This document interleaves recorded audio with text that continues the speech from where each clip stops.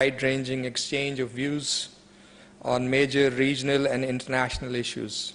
The Prime Minister would also meet prominent business leaders of China and representatives of leading Chinese think tanks, academia, and media.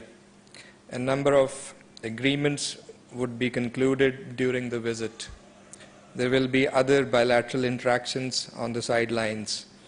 And I'm sure you are following already the reports that are coming from Beijing on some of the interactions that have already taken place.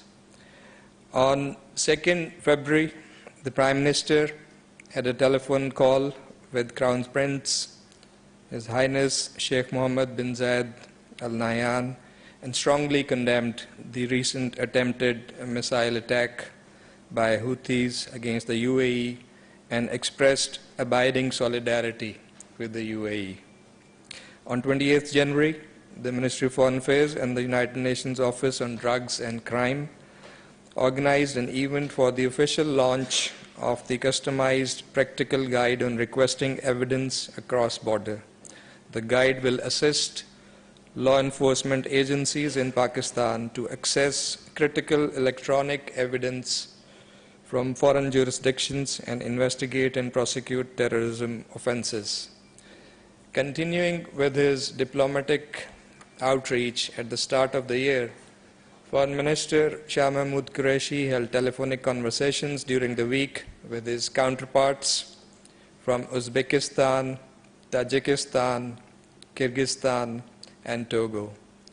These talks covered the entire spectrum of bilateral cooperation with a special focus on trade, economic relations, and connectivity. On 1st February, the Foreign Minister also received a telephone call from the Deputy Prime Minister and Foreign Minister of the Netherlands. The Foreign Minister congratulated his Dutch counterpart on assuming the office as Foreign Minister and renewed the invitation to him to visit Pakistan. The two sides expressed satisfaction over the level of bilateral cooperation in diverse areas, particularly in the fields of trade and investment. Pakistan and Turkey held bilateral political consultations on 1st February. Pakistan's side was led by the Foreign Secretary, while the Turkish delegation was led by Deputy Foreign Minister Sedat Önal. It was an opportunity to review the entire spectrum of bilateral relations and opportunities to further strengthen cooperation in diverse areas, including trade, investments, and economic cooperation. Regional issues, including Afghanistan and the situation in Indian illegally occupied Jammu and Kashmir, also came under discussion. Ambassador Önal also called on the Foreign Minister.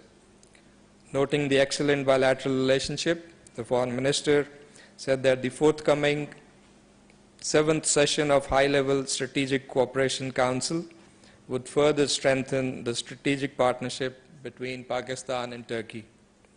On 1st February, Foreign Secretary Suhail Mahmood also received the Deputy Foreign Minister of Turkmenistan, expressing satisfaction at the positive trajectory of bilateral relationship. The need for stronger economic, trade, and transit linkages, particularly through regional connectivity projects, was mutually emphasized in the meeting.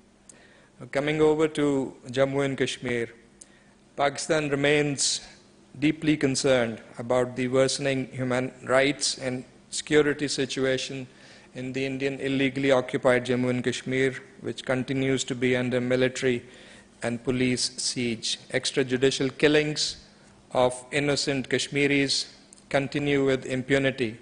Hardly a day passes without any news of a fake encounter or the so-called coordinate search operation by the Indian occupation forces. Since 1st January, at least 24 Kashmiris have been martyred in this unabated reign of terror. The international community must act to stop the wanton oppression and persecution of the besieged Kashmiris under illegal occupation.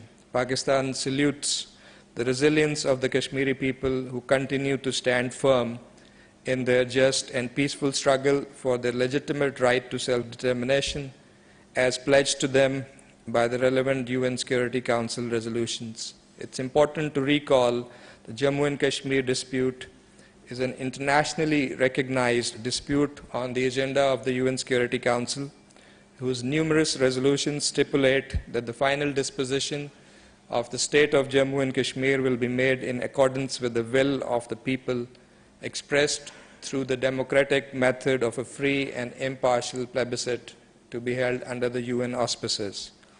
Tomorrow, 5th February, Kashmir Solidarity Day will be observed in Pakistan, Kashmir, and world over to reiterate our resolve to stand by our Kashmiri brothers and sisters and to continue to extend all possible support to them.